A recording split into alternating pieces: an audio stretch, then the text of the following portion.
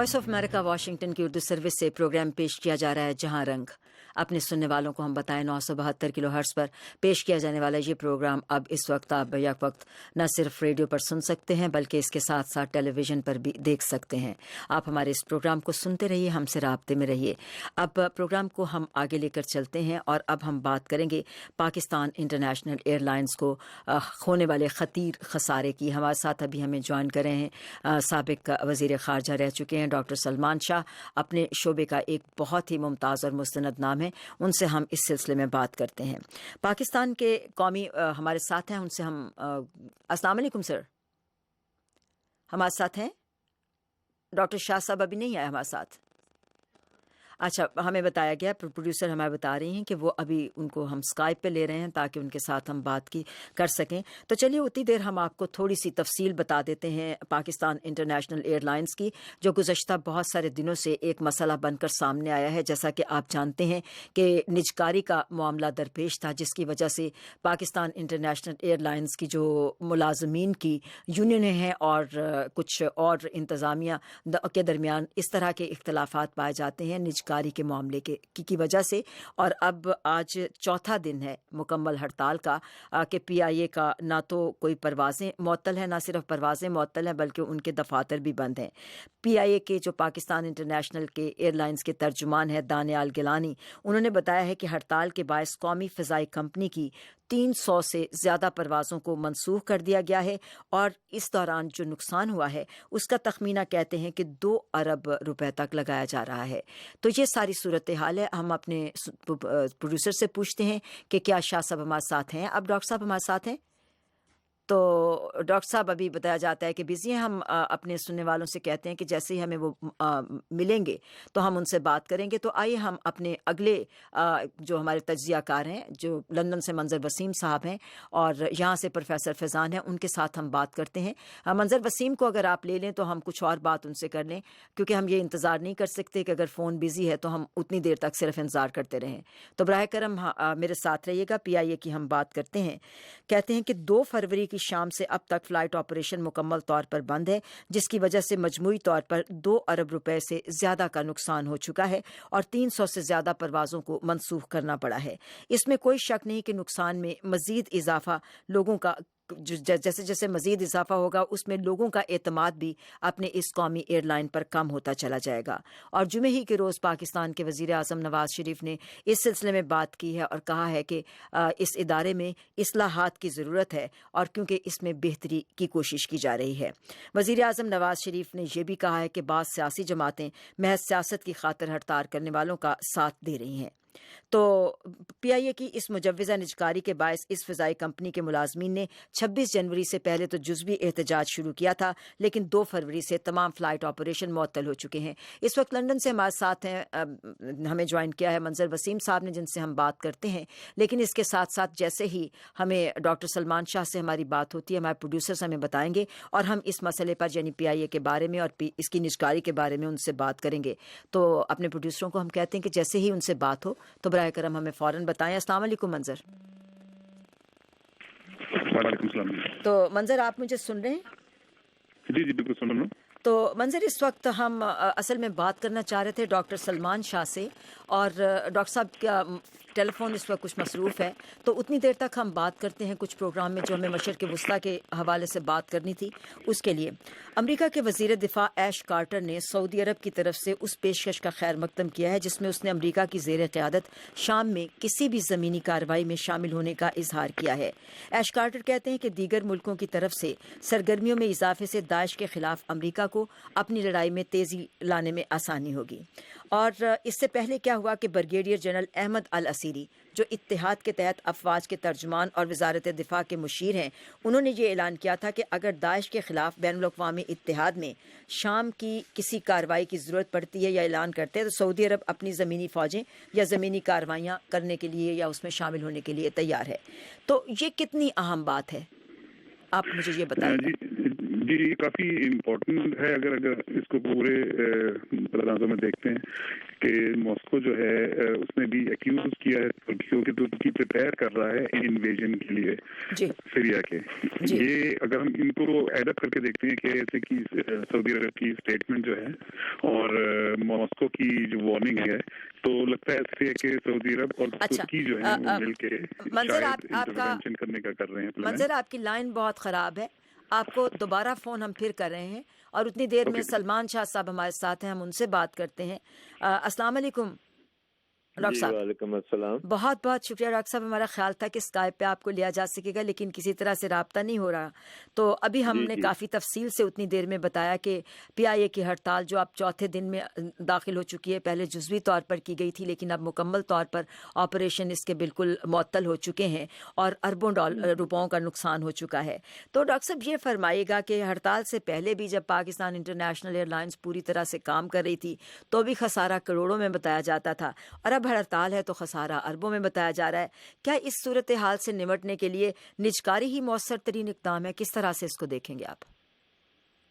دیکھیے جی, میری نظر میں تو پی آئی اے کا سچویشن یہ ہے کہ اس کے پاسٹ جو لونز ہیں وہی تقریباً $3 ارب کے ہیں جو کہ پی آئی اے سروس نہیں کر پا رہی, اور ابھی تک پی آئی اے کی جو خسارہ جو ہر سال ہوتا ہے وہ تقریباً 30 ارب کے قریب ہوتا ہے جی. اور اب شاید کچھ وہ کم ہو گیا کیونکہ تیل کی قیمتیں خاصی حد تک گری ہیں, لیکن وہ خسارے جو ہیں وہ بھی بجٹ کے اوپر بجٹ سے فائنینس ہوتے ہیں جی. اور تیسری چیز یہ ہے کہ پی آئی اے کا جو مقابلہ ہے اگر ریجن میں آپ دیکھتے ہیں کہ ایمریٹس ہے, قطر ایئر لائنز ہے, اتحاد ہے, اور اب تو ایران ایئر نے بھی 125 نئے ایئر بسز کا آرڈر بھی پلیس کیا جو کہ بڑا آ رہا ہے اخباروں میں. تو وہ پی آئی اے جو ہے صرف 35 جہاز ہیں, وہ بھی پرانے جہاز ہیں, کچھ لیز کے اوپر لیے گئے ہیں. تو اگر پی آئی اے نے افیکٹولی کمپیٹ کرنا ہے اس ریجن میں تو ایک تو یہ ہے کہ اس کو اپنی فلیٹ خاصے حد تک بڑھانی پڑے گی. 20,000 کے قریب امپلائیز ہیں اور جہاز صرف 35 ہیں. باقی جو ایئر لائنز ہیں ان میں خاصی ماڈرن قسم کی چیزیں ہیں. سو بیسکلی انویسٹمنٹ جو ہے پی آئی اے میں اس کو فال کرنے کے لیے وہ اب حکومت برداشت نہیں کر سکتی. تو دیٹ مینس بائی ڈیفینیشن کہ اگر حکومت نہیں کرے گی تو پھر کوئی پرائیویٹ سیکٹر سے انویسٹرز آئیں گے. لیکن سر آپ کی بات کرتے ہیں, مجھے یہ بتائیے گا کہ اتنی خسارے میں جب کمپنی ہوتی ہے تو کیا جو پرائیویٹ سیکٹر کے سرمایہ کار ہیں وہ اس میں روپیہ لگاتے ہوئے یا اپنا سرمایہ لگاتے ہوئے جھجکیں گے نہیں؟ کس طرح سے, کیا آسانی سے کوئی مل جائیں گے سرمایہ کار؟ جی ایکچولی پی آئی اے کے روٹس خاصے اچھے روٹس ہیں. پاکستان کی آبادی بھی تقریباً 20 کروڑ کی ہے, سو مارکیٹ خاصی بڑی ہے. لیکن ایشو پی آئی اے کا ہے کہ وہ اس کے پاس جہاز نہیں ہے, جہاز بہت کم ہے.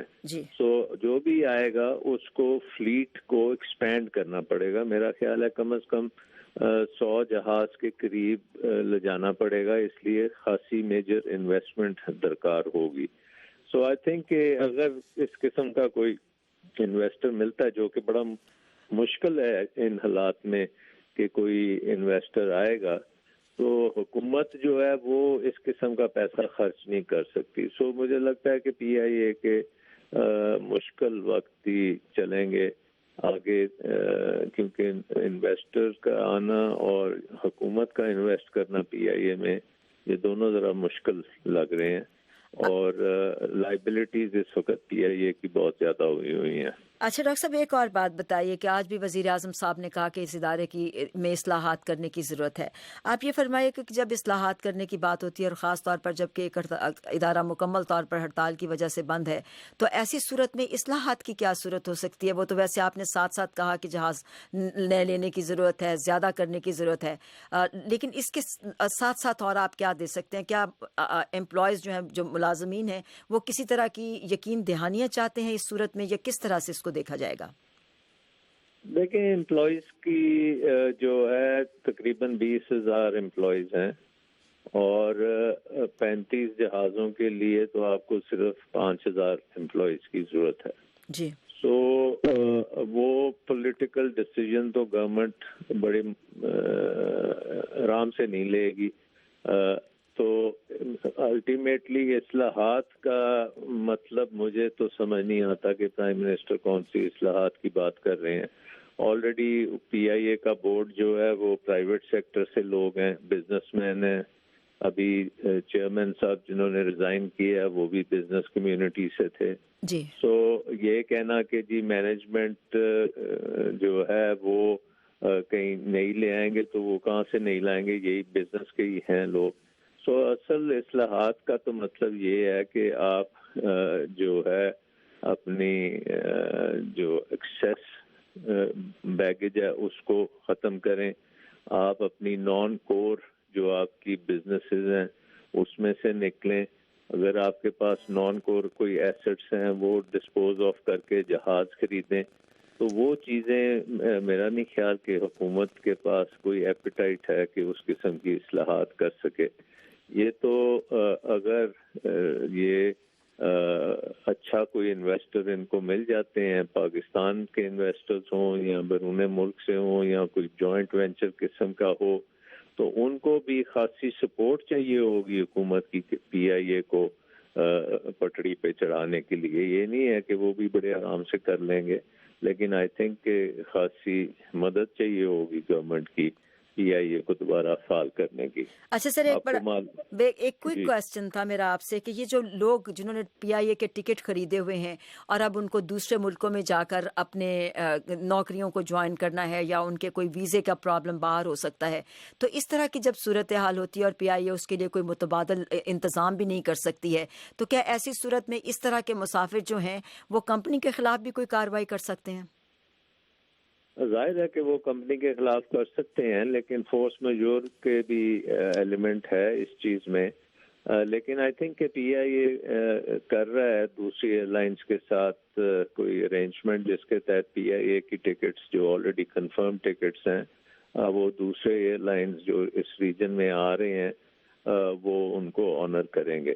سو آئی تھنک کہ ہوپ فلی یہ آج کل میں یہ کام کر لیں گے, کیونکہ بہت زیادہ اسٹرینڈڈ لوگ ہیں ہزاروں میں ڈفرینٹ جگہوں پہ بیٹھے ہوئے, ان کو پی آئی اے کو فیسیلیٹیٹ کرنا پڑے گا.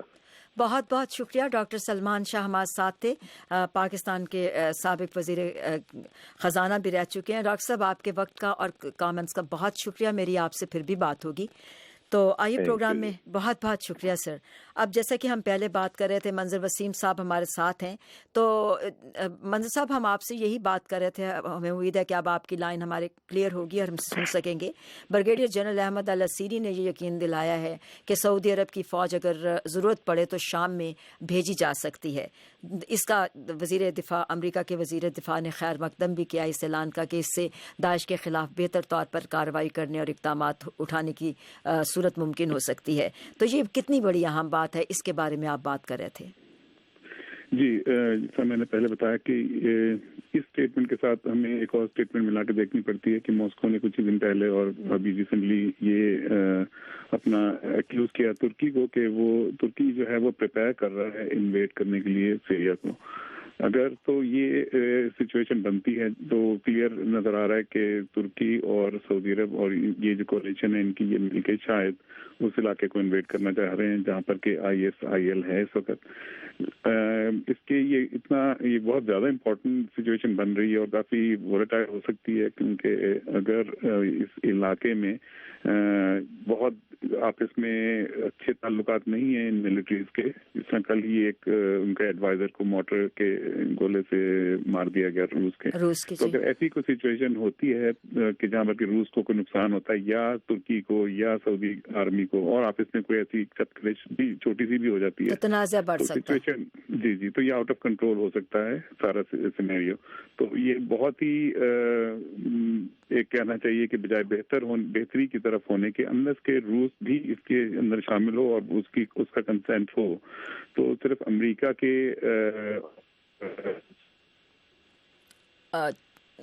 منظر صاحب کی لائن منظر صاحب کے سگنلز پھر خراب ہو رہے ہیں. پروفیسر فیضان ہیں ہمارے ساتھ. یہ پلیز منظر وسیم صاحب کی لائن چیک کر لیجئے دوبارہ, اور اتنی دیر میں پروفیسر فیضان سے ہم بات کرتے ہیں. السلام علیکم پروفیسر فیضان. آپ کا بہت بہت شکریہ پروفیسر فیضان. یہ بتائیے گا, ہم بات کر رہے تھے کہ سعودی عرب کی طرف سے اگر شام میں فوجی بھیجے جاتے ہیں, جس کی کہ ظاہر ہے کہ امریکہ نے بہت اس کا خیر مقدم بھی کیا ہے, تو اس سے وہاں لڑائی روکنے میں کامیابی ہوگی یا پھر ایک اور محاذ کھل جائے گا, کیونکہ وہاں پر ایران اور روس ایک ساتھ پہلے ہی سے صدر بشار الاسد کی پشت پناہی کر رہے ہیں. تو اس کو کس طرح سے دیکھتے ہیں؟ جیسا کہ منظر وسیم صاحب بھی یہی کہہ رہے تھے کہ تنازع آرائی زیادہ کھل کر سامنے آ سکتی ہے اگر کوئی ایسی صورت ہو. آپ اس کے بارے میں کیا کہیں گے؟ جی, سب سے پہلے سننے اور دیکھنے والے بہن بھائیوں کو بہت سلام, دعا اور پیار. اللہ تعالیٰ ان کو اپنی ایمان میں رکھے. منظر صاحب بالکل صحیح فرماتے ہیں, کیونکہ ہوگا یوں کہ یہ پہلی دفعہ ایسے ہوگا کہ سعودی عرب اور ترکی, اور خاص کر سعودی عرب اور ایران کے وسائل اور ان کی فوجیں آمنے سامنے کھڑی ہوں گی, کیونکہ یہ ایک مصدق اطلاع ہے جی. کہ ایران کی جو فوجی ہیں اور ایران کے جو آرمی کے ایڈوائزرز ہیں وہ, اور رشین ایڈوائزرز جو ہیں وہ انتہائی ایکٹیو رول ادا کر رہے ہیں وہاں پر سیریا میں اور بشار الاسد کی فوجوں کے ساتھ. تو اگر ہم اس کو ذہن میں رکھیں اور ادھر سے یہ دیکھیں کہ سعودی عرب اور ترکی جو ہیں وہ پر تول رہے ہیں اس میں شام میں جانے کے لیے, تو یہ بات جو ہے بہت کلیئر ہو جاتی ہے, جس کو کہتے ہیں نا انیویٹیبل ہے, یہ تو ہونی شدنی ہے کہ دونوں کا مقابلہ ہوگا, دونوں کا سامنا ہوگا. اور سعودی عرب کے لیے ایک بہت بڑا چیلنج بھی ہے, کیونکہ یہ ان کی پہلی ڈائریکٹ وار ہوگی سعودی عرب سے باہر, اور اس سے ان کی ساکھ کو بہت نقصان بھی پہنچ سکتا ہے, اور اس سے ساتھ ان کی جو فوج ہے اس کو اس کا ٹیسٹ ہوگا کہ وہ سکسیسفل ہو سکتے ہیں یا نہیں.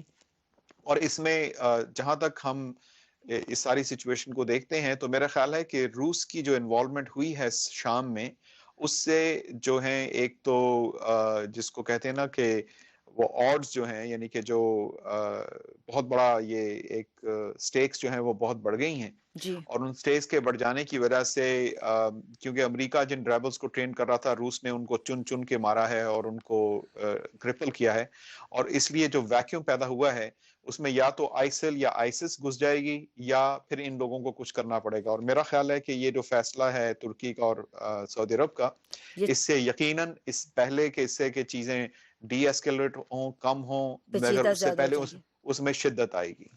اچھا, امریکہ کے دفاعی عہدیداروں کے مطابق عراق اور شام میں داعش کے جنگجوؤں میں کمی ہوئی ہے. یہ پینٹاگون کی رپورٹ تھی گزشتہ دنوں سامنے آئی, جس میں باقاعدہ انہوں نے نمبرز, تعداد بتا کے بھی بات کی ہے کہ, اور وہ کہتے ہیں کہ یہ اس بات کی دلیل ہے کہ امریکی قیادت میں جو اتحاد وہاں پر کام کر رہا ہے اور داعش کے ٹھکانوں کو نشانہ بنایا جا رہا ہے, داعش کے لیے جو ان کی لائنز ہیں, سپلائی لائنز کو کاٹا جا رہا ہے, اور داعش کو مفلوج کرنے کے لیے جو بھی حربے استعمال کیے جا رہے ہیں وہ کامیاب ثابت ہو رہے ہیں.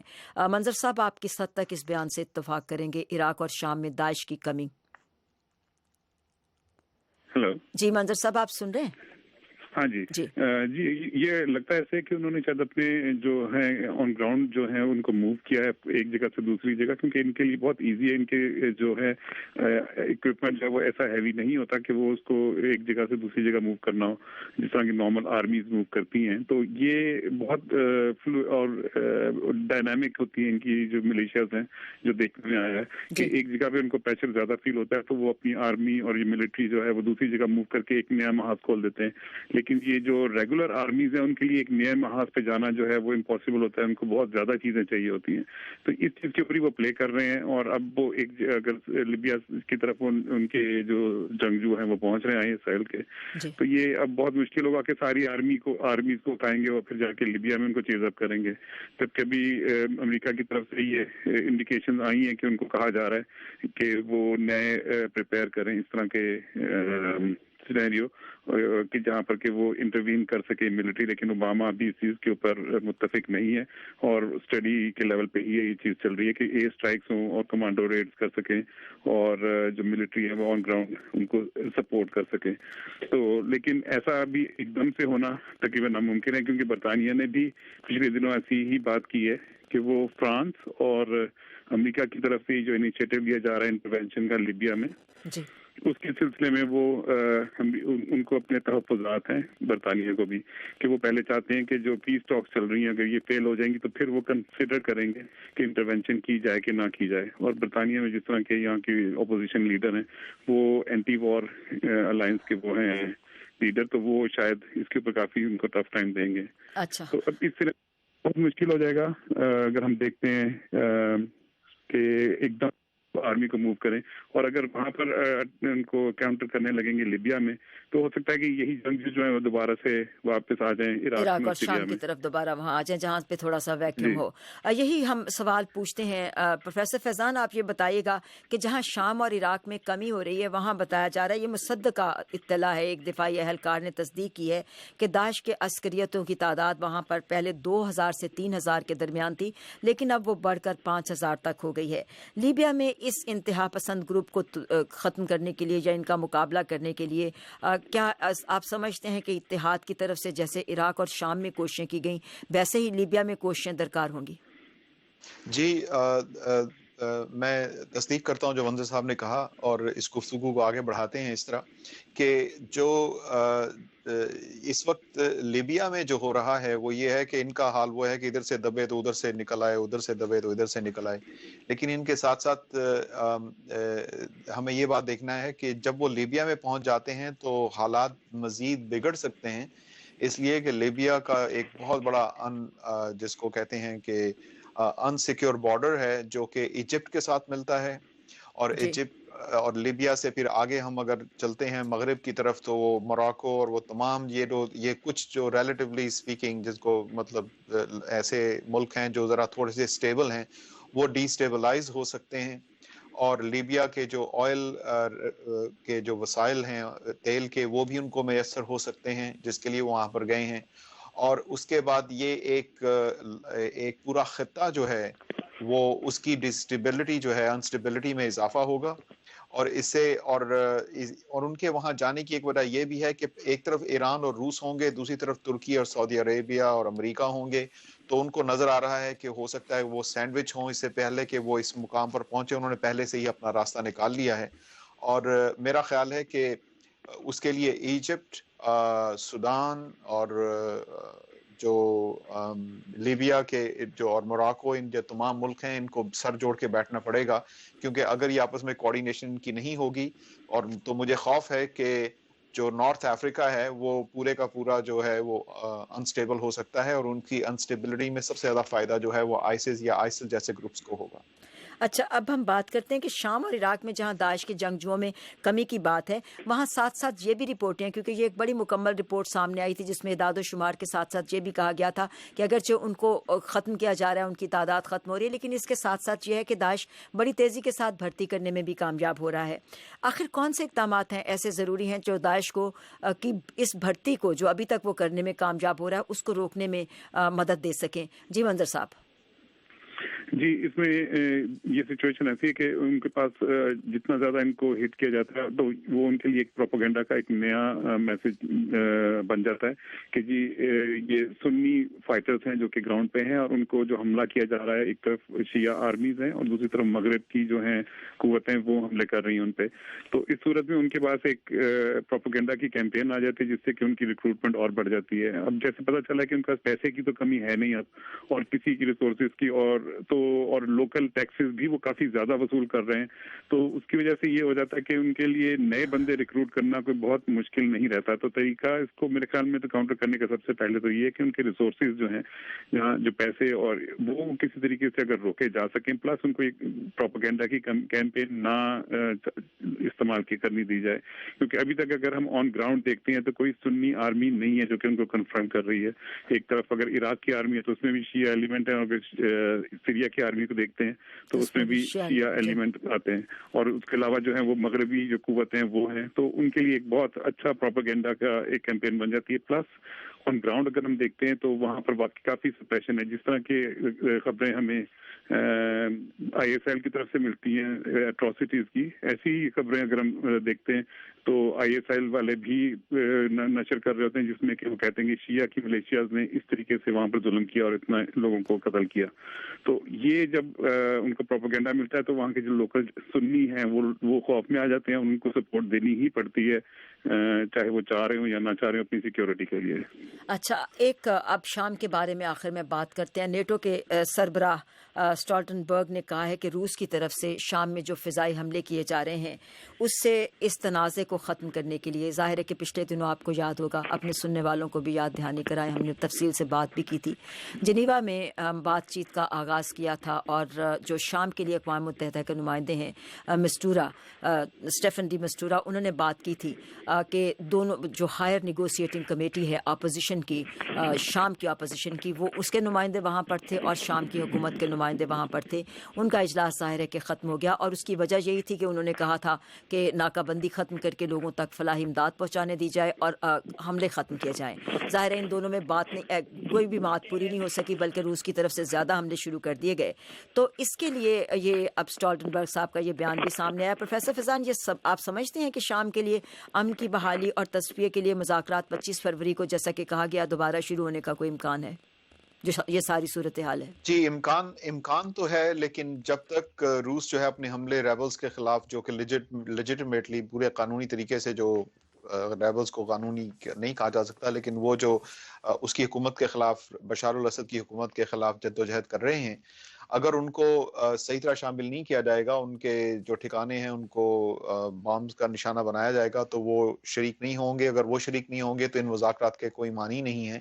मगर एक बात मैं ज़रूर कहूँगा आपके पहले सवाल के सिलसिले में, वो ये है कि जैसे जैसे जो जंग का मैदान जो है वो नॉर्थ अफ्रीका चला जाता है, शुमाली अमेरिका में चला जाता है, उससे एक फ़ायदा यकीनन ज़रूर होगा कि जो आइडियोलॉजिकल नैरेटिव है, यानी कि इनका जो मजहबी बयानिया है इन लोगों का, जिनको आइसिस कहते हैं, उसमें कमी आ जाएगी, इसलिए कि वो शाम में जो जंग कर रहे हैं वो उस जंग को तशबीह देते हैं जिस तशबीह के वो जंग जो है जो दज्जाल और हज़रत इमाम मेहदी और हज़रत ईसा अलैहिस्सलाम की आमद के सिलसिले में है। तो ये एक बहुत बड़ा फ़ायदा होगा आइडियोलॉजिकली कि वहाँ से अगर जंग वहाँ से शिफ्ट हो जाती है तो उनकी जो मजहबी बयानिया है उसमें फ़र्क आएगा और उससे भी रिक्रूटमेंट कम हो सकती है। अच्छा, तो अब मंजर साहब से हम पूछते हैं, मंजर साहब आप क्या समझते हैं कि जो शाम के बारे में अमन कोशिशें की जा रही हैं कि वहाँ पर एक सियासी तस्फिया मुमकिन करके अगले 6 माह के अंदर हुकूमत भी कायम कर दी जाए, ज़ाहिर है कि जो इब्तदाई लायामल था वो यही था, उसके बारे में अब क्या तवक्कुआत की जा सकती हैं, ये सारी सूरत हाल जो इतनी पेचीदा हो चुकी है? हमारे पास आखिरी 1 मिनट। जी, बहुत मुश्किल लगता है कि एकदम से इसका कोई सोल्यूशन निकल सके, क्योंकि हर एक जो है वो डिफरेंट डायरेक्शन में जा रहे हैं। रूस के और ईरान के और सीरिया के सबके अपने एक तरफ मफादात हैं, दूसरी तरफ सऊदी अरब के और तुर्की डिफरेंट तरीके से सोच रहे हैं और मगरिब जो है वो तीसरे तरीके से।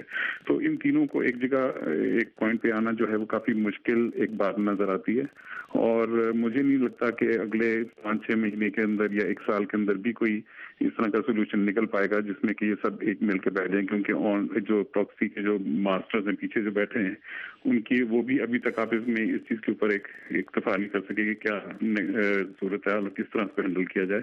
तो मेरा नहीं ख्याल कि कोई बहुत जल्दी कोई सोल्यूशन निकलेगा इसका। तो ये जो पिछले दिनों इतनी कोशिशें की जा रही थी वो बिल्कुल मौसर साबित नहीं होंगी?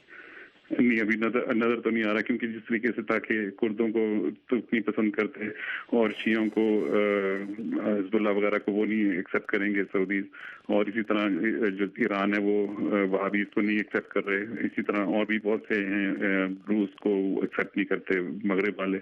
तो कोई ऐसा सोल्यूशन नजर आता नहीं है कि एक जगह बैठ सकेंगे या कोई सोल्यूशन निकाल सकेंगे। दिखाने के लिए ऐसे जरूर होंगे कि मौके आते रहेंगे और कोशिश करते रहेंगे, लेकिन मेरा नहीं ख्याल कि इन द नियर फ्यूचर जो हिस्टोरिकल पर्सपेक्टिव में हम देखेंगे कि इसका सोल्यूशन निकल पाएगा। बहुत बहुत शुक्रिया। मंजर वसीम लंदन से हमारे साथ थे और यहाँ बफलो यूनिवर्सिटी से प्रोफेसर फैज़ान हमारा साथ दे रहे थे। اب ہمارے اس پروگرام کا وقت اب ختم ہوا چاہتا ہے. 972 کلو ہرٹز پر آپ ہمارا یہ پروگرام جہاں رنگ سنتے ہیں وائس آف امریکہ کی اردو سروس سے. آج کا پروگرام ختم کرنے کی بہجت کو اجازت دیجیے. میری آپ سے ملاقات ہوگی پھر انہی پروگراموں میں. ہمارے ان پروگراموں کو سنتے رہیے, ہم سے رابطے میں رہیے. اب اجازت دیجیے. اللہ حافظ.